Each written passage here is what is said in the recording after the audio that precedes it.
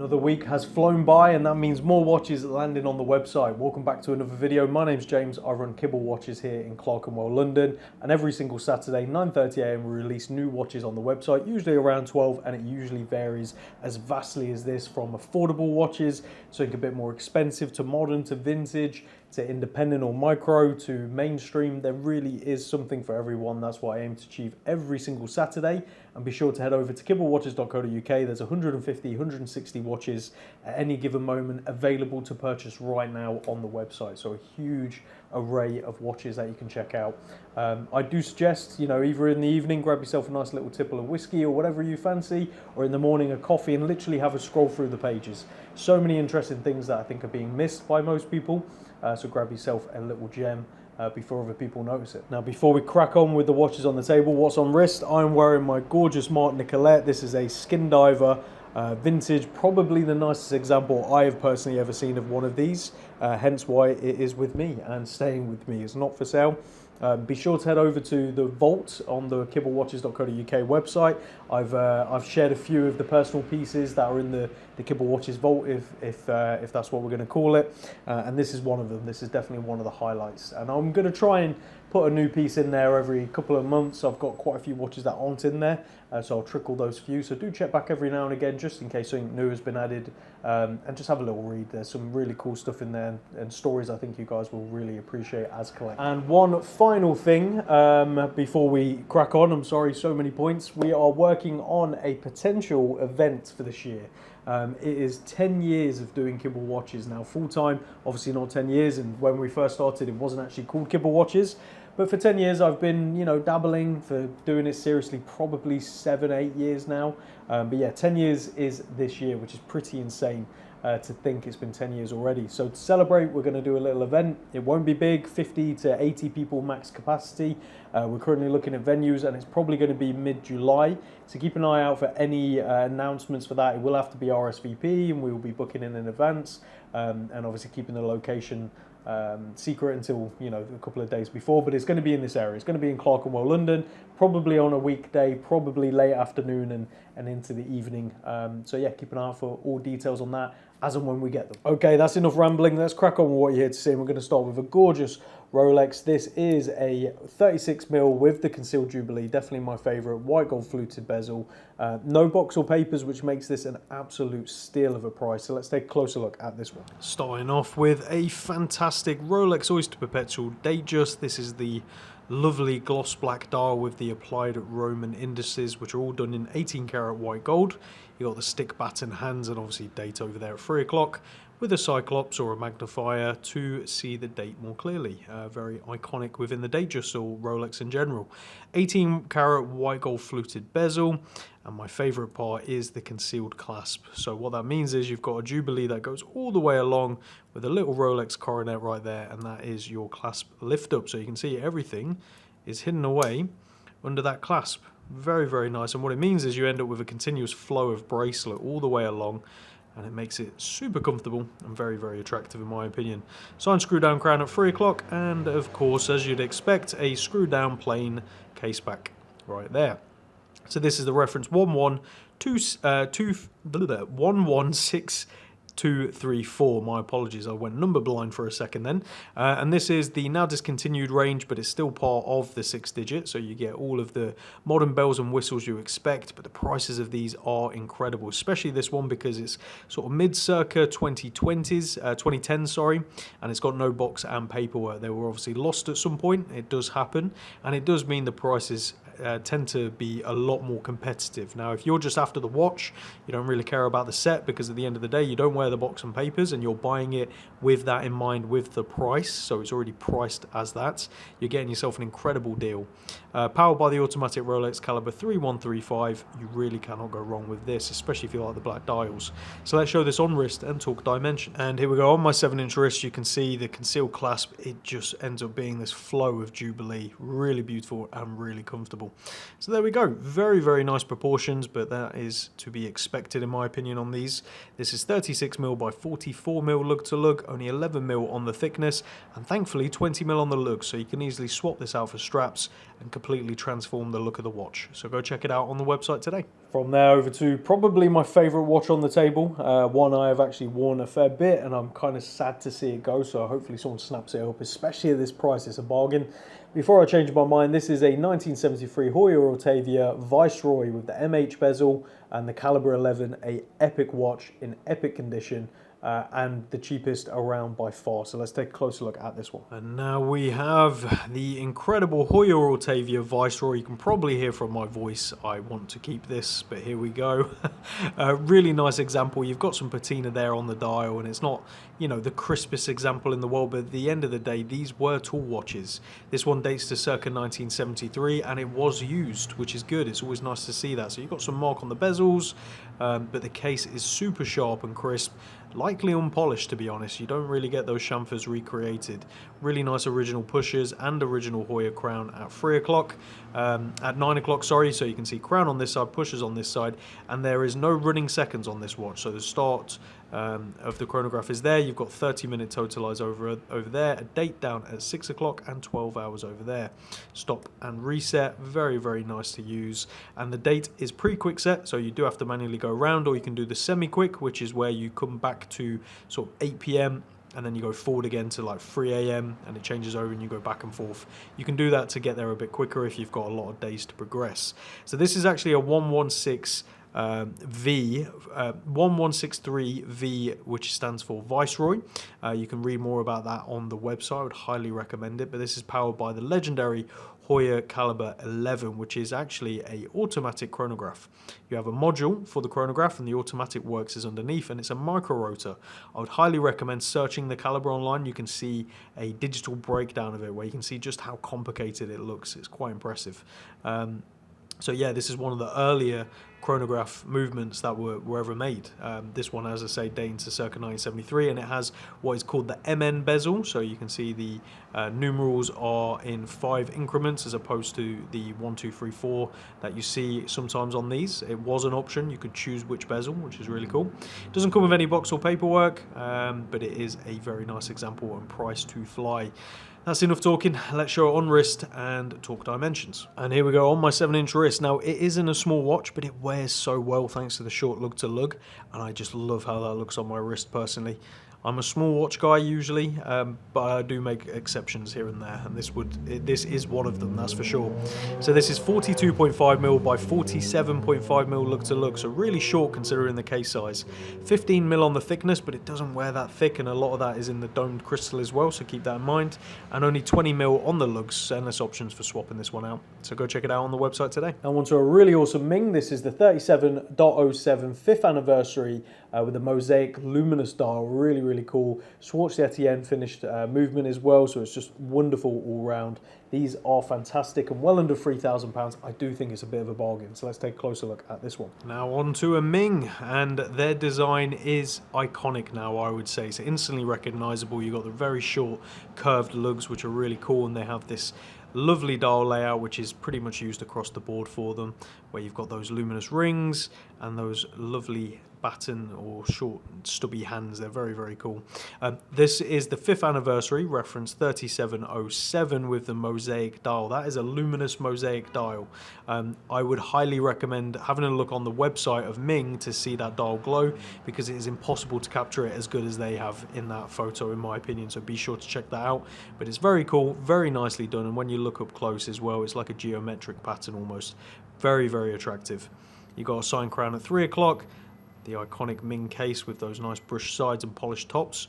Really is wonderful, and as you flip it over, you're presented with a nice manually wound caliber, and that is a Sellita SW210.M1, and this is modified and finished by Schwartz Etienne, which have done a fantastic job, and it looks absolutely wonderful. And again, at this kind of price point, it's very impressive.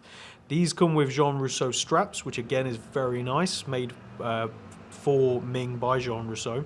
Quick release and the concealed clasp. So the way this works, when it feeds through, you go through here, attach it up, and then you fold it basically back in on itself. And what that does, it tucks away the tongue. So you have a very clean, simple design.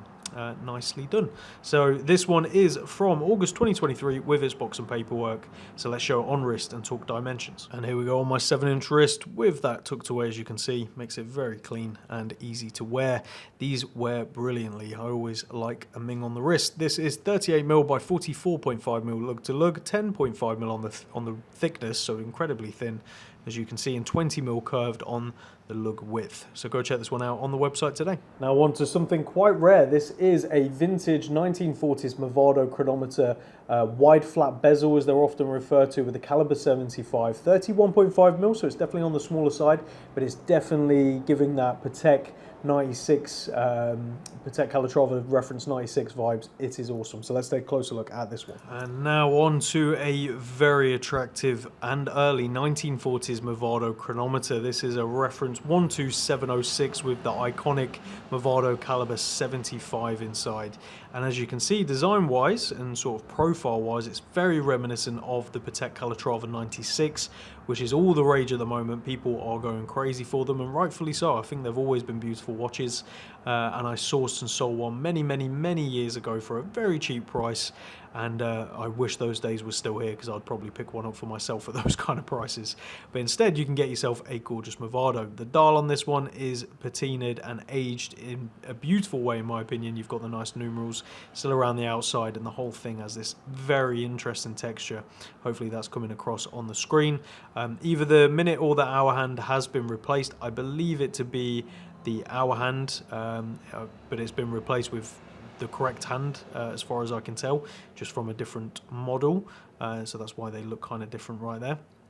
Really nice crown at 3 o'clock as well, a nice case profile with that flat top polished bezel, and we got it paired on a nice bracelet as well. This obviously isn't period correct, but it is very nice. Snap-on case back, which has some remnants of pitting. It looks to me like it's been treated at some point for it and then chromed over, which is what we do see quite often. A good way to sort of deal with it, but do keep that in mind. You know, at the end of the day, this is a 80-odd-year-old watch, and these weren't exactly waterproof watches, so things can happen over time. But yeah, let's show it on wrist and talk dimensions, because I think that's going to be the surprising one for a lot of you. Here we go, comfortably on my 7-inch wrist. I would happily wear this watch, and this size does not bother me one bit. I think that looks fantastic. I know some people are still hesitant with smaller watches. Give them a try them on, and actually give them a chance on wrist. You know, if you can get a couple of days on wrist with one, you will probably change your mind. They are so comfortable, and what we have to remember is watches have been smaller far longer than they've been bigger in the grand scheme of wristwatches. So this is a size that I think is more typical, but hey, to each their own. This is 31.5mm by 37mm lug to lug, 10mm on the thickness and 17mm on the lugs, so go check this watch out on the website today. Now on to a wonderful and very affordable Zenith. This is a Zenith date with a silver dial or white dial, with the manually wound caliber 2562C in 36mm with a original Zenith buckle. Hopefully I've had time to rephotograph that, because we didn't have the buckle at the time. It's now got a buckle and it looks brilliant. So let's take a closer look at this one. And now we have this gorgeous Zenith manually wound tritium dial and tritium hands, which is just in fantastic condition. Original crown at 3 o'clock, nice screw down case back, and as I say, hopefully I've rephotographed this part, but if not, there you go. A nice vintage Zenith buckle is also on the watch now, which is a very nice addition. These aren't particularly that cheap, so to have one of these on a fairly affordable Zenith is a nice thing to see. But the condition of this one is what is the standout for me. You know, it's a very nice size, very clean design, a perfect sort of entry into vintage or dress watch for someone out there that's not going to break the bank, but you get a hell of a lot of watch and a hell of a design. This is a reference 1209-4 SP, and inside is a manually wound Zenith caliber 2562C, a movement that we see across some of the other models as well. Very nicely finished, so do check that out. And it's from the circa 1960s, so to think this has survived, you know, 60 plus years in this kind of condition is incredible. So hopefully the next owner will look after it as well, enjoy it, and keep it in this kind of condition if we can. You know, the case is just fantastic, the dial is immaculate, and I think it looks fantastic on this strap as well. So let's show it on wrist and talk dimension. Here we go, on my 7-inch wrist. This strap has a few extra holes punched in, by the way, but nothing drastic. If anything, you might get a better fit if your wrist is around the same as mine. So here we go, very nicely done at 36mm by 42mm lug to lug. Only 9mm on the thickness and 18mm on the lugs. I really do think this is a great gateway for someone into vintage if you want to give it a try, or just in general, you know, a great watch to pick up, especially at this price. So go check it out on the website today. Now on to a discontinued model of AnOrdain. This is an AnOrdain Model 1 medium size in the post office red. So this is 38mm, and they discontinued the post office red dial and replaced it with the red dial you see on the website now because they struggled getting this exact finish every single time. It was a very hard process. So in my opinion, that makes it quite interesting and rare, and it's cheaper than any of the new ones today, especially when you obviously consider you have to add VAT onto the prices in the UK. I don't know why they have their prices without VAT. Irritates me, to be honest, but they do. Our prices include the VAT, it's all included, so there you go. But let's take a closer look at this one. Now on to the AnOrdain Model 1. This is the post office red, medium size in 38mm and automatic, and it's incredibly hard to capture that dial, so I apologise on the photos if you can't quite see it in all of its glory. This is ideally one you want to come see if you can, or just take the punt, because at the end of the day you're not going to be disappointed. The highlight of the show is that dial, and the red is spectacular. It's got that gorgeous texture to it, and the speckles of slightly different colours, some gold in there and dark blacks and blues. It's very, very nice, and I can see why it was probably so difficult for them to make, to the point where they discontinued the model. So they have a different red dial now, and I think personally, I do think this one's nicer, and it's coming in more affordable as well for you guys. So this is powered by an automatic ETA 2824-2, which is very nice. And it does come with two AnOrdain straps, both of which are a little on the short side, so do keep that in mind. But 18mm, sorry, super easy to swap out for different straps. Sign crown at 3 o'clock, and you've got that medium polished case with the nice chamfers on the edges, but the highlight, as I say, is definitely the dial.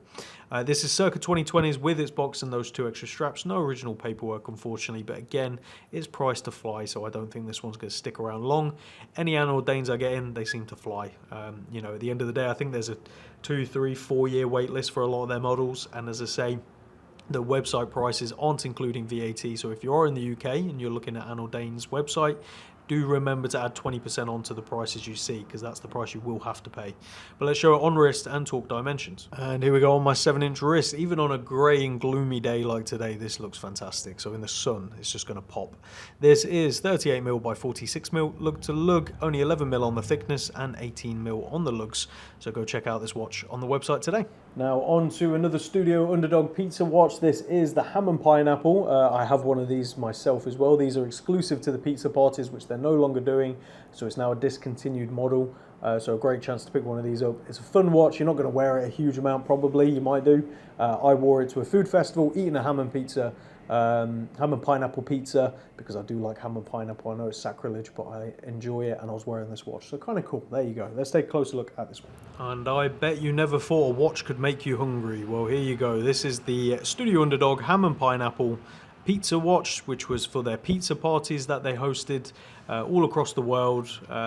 Essentially, they would host these pizza parties, serve pizza, and you could buy one of these watches. You had to be at the event, and yeah, really, really cool concept. They did ham and pineapple, and they did oh god, I can't remember the other one off the top of my head, but the other classic, I think it's like ham and mushrooms or something. I can't remember, to be honest with you. But there's two variants, and they did a final push with a charity watch, I believe, where it was half and half, which was a cool concept as well. I just think it's fun. You know, at the end of the day, watches are often so serious. Something like this just puts a smile on my face, and as I say, I own one personally, and I've worn it a handful of times, but each time I've worn it, it has been enjoyable and definitely a good laugh. Being away inside this is a manually wound Seagull ST1901, but this is the slightly upgraded model with the swan neck regulator there, so better accuracy is often received from these. But these are very affordable Chinese movements, and they do the job very well, especially at these price points. Comes paired on its original strap tailor strap, which is a very nice and comfortable strap. Yeah, it's just a lot of fun. 2024, box and papers, everything with it, and as I say, these are discontinued now, so you cannot get them anymore. But let's show it on wrist and talk dimensions. And here we go on my 7-inch wrist. Really great proportions as well. This is 38.5mm by 44.5mm lug to lug, 13.5mm on the thickness and 20mm on the lugs. So go check out this watch on the website today. Now to the collectible Tudor Black Bay Black 41mm ETA Smiley. This is the first generation of the Black Bays, and I remember I've told this story a million times when I was working retail when they were discontinuing these many years ago. and these were discounted heavily in the windows, trying to get rid of them because it was perceived that the new in-house movement was far superior, therefore no one wanted the ETAs, and they were just trying to offload them. Little did we know then that they were obviously going to become very collectible. Some people did, some people bought them up, but here we are. So let's take a closer look at this. Now for Tudor Black Bay ETA Smiley Edition, as they call them. So when they switched to their in-house movements, they got rid of that self-winding in the curved font, which is where it gets its nickname Smiley, in replaced for just straight font. I think this is more attractive. I think it looks very good. You got the no date black with the gilt. Iconic, you can't go wrong. Big sign screw down crown at 3 o'clock and nice black aluminium bezel as well. So this is a reference 79220N. Beating away inside is an automatic ETA caliber 2824. So serviceability is a breeze. Nice screw down case back right there. Comes better than its original Tudor black distressed leather strap with the deployant. I always get told off for how I pronounce that. Deployment. There you go, whichever one, you know what I mean. It's right there. It does come with its NATO strap and I believe a generic NATO as well. And bracelets can still be had for these, even aftermarket options as well as original Tudor. It's from February 2018 with its box and paperwork, and it is worn, but it's not over the top. The only notable mark I would say is that one there on the top right hand lug. Bit of a mark there where it looks like it had a little kiss with a wall. This does happen. Now we can have that lasered and filled in and then polished over again on request, so just let us know. But to be honest, these are all battle scars of wearing a watch. I don't mind them personally. We leave them as is because I know a lot of people out there also don't mind. But if you do mind, it's not the end of the world. We can get it resolved. But let's show it on wrist and talk dimensions. And here we go on my 7-inch wrist. And whilst I do prefer the Black Bay 50A and the 54, I don't mind these ETA models on the wrist, even though they are larger, because they are thinner than the in-house. They're not thin watches, but they are thinner, and I think they wear relatively well. So this is 41mm by 50mm lug to lug, only 12mm thick, and 22mm on the lugs. So go check this one out on the website today. Now on to a Tag Heuer Carrera. This is an 1887 chronograph, 41mm. Really great watch. I think if you're after a very usable everyday chronograph from a brand that's got recognizable features, you know, it's Tag Heuer Carrera at the end of the day, these are stupid value in my opinion. So yeah, let's take a closer look at this one. Now on to a Tag Heuer Carrera, and Tag Heuer still unfortunately get a fair bit of flack within the collecting community, and I think, to be honest, I think it's phasing out because at the end of the day, under £2,000 for a nice Carrera chronograph that looks very attractive, is on a very comfortable, nice strap, box and papers. I just think that's a ridiculous deal personally. So yes, if you dislike it, that's fine, go buy something else, but for those of you interested, this is fantastic. So it's a reference CAR 2111-3, and inside is the automatic Tag Heuer caliber 1887, which you can see through an exhibition case back right there. As you can see, very nicely done. You've got your free chronograph layout with the date nicely tucked away in the 6 o'clock counter, running seconds over here at 9 o'clock, 30 minutes and 12 hours. Tag Heuer Carrera proudly stated there with the shield logo, and your usual functions you'd expect with start, stop and reset with very nice pump pushers, sign crown at 3 o'clock, Tag Heuer strap with a folding deployant, whichever way you want to say it, and it does actually come with another strap in the box as well. It comes with a nice brown as well. So this is from November 2014 with its box and paperwork. So let's show it on wrist and talk dimensions. Here we go on my 7-inch wrist. Between the black and the brown, I do think the brown looks better, but you get nice with both options on this example. 41mm by 49mm lug to lug, 16mm on the thickness, so it's definitely not thin, but it's not uncomfortable. Wears the thickness well, and 20mm on the lugs. So go check this one out on the website today. Now on to a 2025 Seiko Prospex 1968 reinterpretation boutique only edition. This has that lovely brown hue with the gold accents. Very, very attractive actually on the wrist, and great size as well. Seiko just get these slightly bigger dive watches right because they don't feel big or uncomfortable on the wrist. They're super comfortable. So let's take a closer look at this one. Now to a wonderful Seiko diver. This is a Seiko Prospex 1968 reinterpretation with that lovely brown dial, and it's a boutique only model. So this is the SPB 240J1, and it's powered by the Seiko 6R35, which is a very nice automatic hand winding hacking movement, as we'd expect now with modern day Seiko. And this one's from January 2025 with its box and paperwork ready to go. As I say, that dial is wonderful with that gold tone through the seconds hand and the gold on the bezel. The whole bezel as well is gold plated, as you can see, steel case and still through the bracelet. I'm glad they didn't go two-tone. I think the watch looks really good how it does with the gold on the top, personally. Screw down crown at 4 o'clock.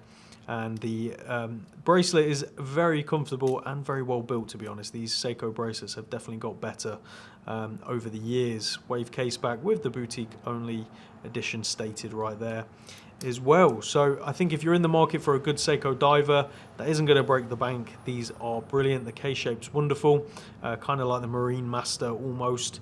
But yeah, really, really wonderful. So let's show on wrist and talk dimensions. And here we go on my 7-inch wrist. You can see it's not a small watch, but it wears really, really well. The look to looks are perfect. You have to excuse the noise of Clark & Well, it's always busy. 42mm by 48.5mm look to lug, 13mm on the thickness, and 20mm on the lugs. So go check this one out on the website today.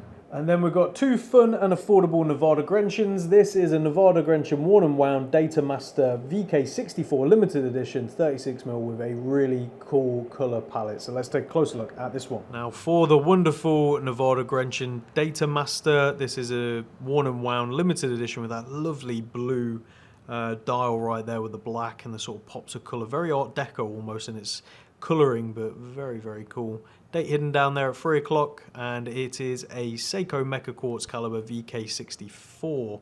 So as you start it, you can see it sweeps like a mechanical watch. You have a 60-minute totalizer over there, and that is a 24-hour subdial to show you where you are, AM or PM, and it resets. Really nice flicks back, as you can see.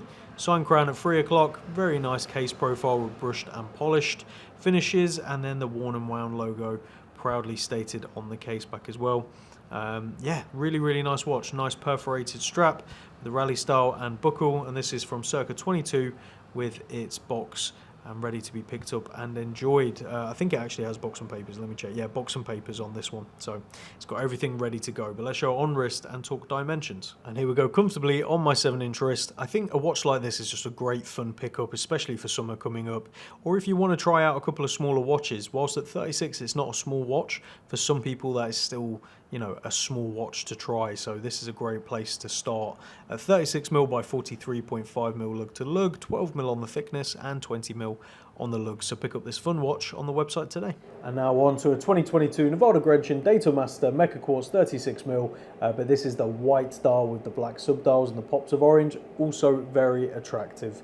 You can't go wrong with either of these. That's obviously a limited edition. This is a main core edition, I think, or it might still be limited. I think it's limited still, but let's take a closer look. And now for another Nivada Grenchen Datomaster, this time very, very nice legibility in contrast with the white and the black and the orange. It pops and looks fantastic. Same functionality with the Seiko Mecha Quartz VK64. So you start the chronograph and it's got that wonderful sweep like a mechanical watch, 60-minute totalizer and 24-hour subdial right there. They've added that little bit of orange as well right there, which I think is really cool, and the 12 is actually in sort of orangey red. So stop and reset, all feels very nice to use. Sign crown at 3 o'clock, pump pushers and a nice case profile. As we flip it over, screw down case back, and I believe this is a limited edition of 500 pieces because it says 51 out of 500. So yes, very, very nice. Lovely strap as well, nice sign buckle. I'm a big fan of the shape of these. That's just very attractive. And this is May 2022 with its box and paperwork. So let's show on wrist and talk dimensions. And here we go on my 7-inch wrist. This goes really well what I'm wearing today. I would rock this. This is 36mm by 43.5mm lug to lug, only 12mm on the thickness and 20mm on the lugs. So go check this one out on the website today. So there you have it, the 12 watches in this week's drop. As always, I look forward to hearing what is your favourite down in the description. Mine has to be the Heuer Autavia, and that's because I want to keep it. So please hurry up and put me out of my misery, someone buy it. Before I change my mind, but there you go. I look forward to hearing what is your favourite. Please do keep an ear out and an eye out for any details of this upcoming event we're working on. As I say, it's just going to be a fun little get together. If you've ever been to the old school red bars where literally you met up at a bar and you had some drinks and you chatted about watches, it's going to have that vibe. We want people to bring their partners, so it's going to be a +1 event. Yeah, it's going to be good. You know, I think my wife is organising it. She's doing a really great job. She's found a fantastic place which we're going to view soon, so hopefully we can get that one. It's going to be secure, so don't worry about that kind of stuff. We're going to have that down to a T. Yeah, it's going to be good. But as I say, very, very limited capacity because I genuinely don't know how it's going to go. We've never done an event before. It could be the kind of thing where we fill out instantly and there's a huge demand to do more in the future, which I wouldn't be opposed to. Or it's going to be, you know, just a few people, which again, I'm fine either way. It's going to be interesting. Obviously, these things aren't particularly cheap. There's minimum bar spends, there's hiring fees, there's all the security aspects, there's a lot. But it's going to be fun. So I look forward to releasing more details as and when we get there. But thank you all very much for watching. We'll see you all again next Saturday.